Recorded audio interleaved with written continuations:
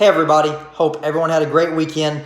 A lot has changed since we met together at the end of May when I did the last video update, so I wanted to come on and talk about some of the updates and some of the new things that are going on. So first of all, I think a week and a half ago, the Kentucky High School Athletic Association met, and they made a number of decisions regarding high school sports. First thing they did was to eliminate the dead period this year. Normally from June 25th to July 9th, middle school and high school teams can't do anything because of the dead period. They have lifted that this year because of the fact that we've already been on an extended dead period. Second thing they did was they allowed sports and activities to resume June 15th. But the key there is that you have to have your local Board of Education and your local health department sign off on your district resuming activities. And then, of course, there's a lot of guidelines, a lot of restrictions that they put out that have to be followed in order to restart. So, I have scheduled 3 practices leading up to when we get started full-time in mid-July. So I have scheduled practices for June 23rd, June 30th, and July 7th. Those are 3 Tuesdays leading up to our practices starting full-time on July 13th. So June 23rd, June 30th, and July 7th, each evening 6:30 to 8 o'clock.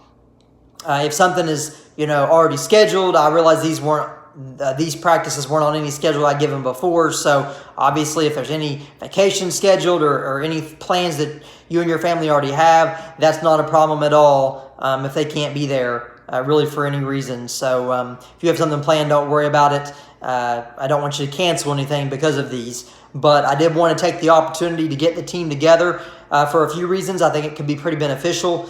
For one, they've not been around their team for months now, or really probably around any team for months. So I thought from a socialization standpoint, it would be good to get them back together.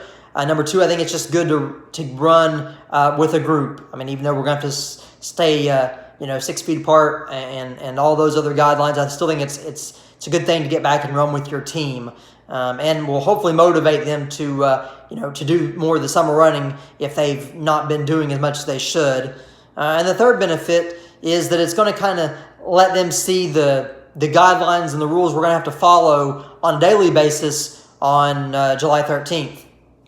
For example, we're going to have to give each athlete a health screening at the beginning of the practice. Most of that is just asking them questions, but part of it is taking their temperature. So we'll have to take their temperature. We'll have to, in the past, we've shared water bottles, just told them, obviously they don't put their mouth on it, but now that's not going to be permitted here, at least in the foreseeable future. So everyone will have their own water bottle. There's just some other guidelines and things that they'll have to get used to.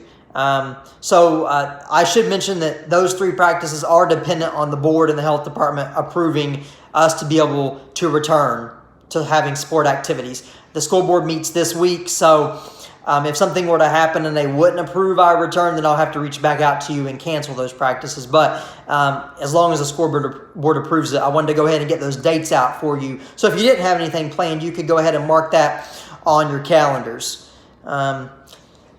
The next thing to talk about summer running. Again, I think, hopefully with kids knowing they're going to be practicing here in just a couple weeks, really. June 23rd is just a couple weeks away. Hopefully that will encourage them to get on that summer running if they haven't been doing it. Our full practices are scheduled to start July 13th.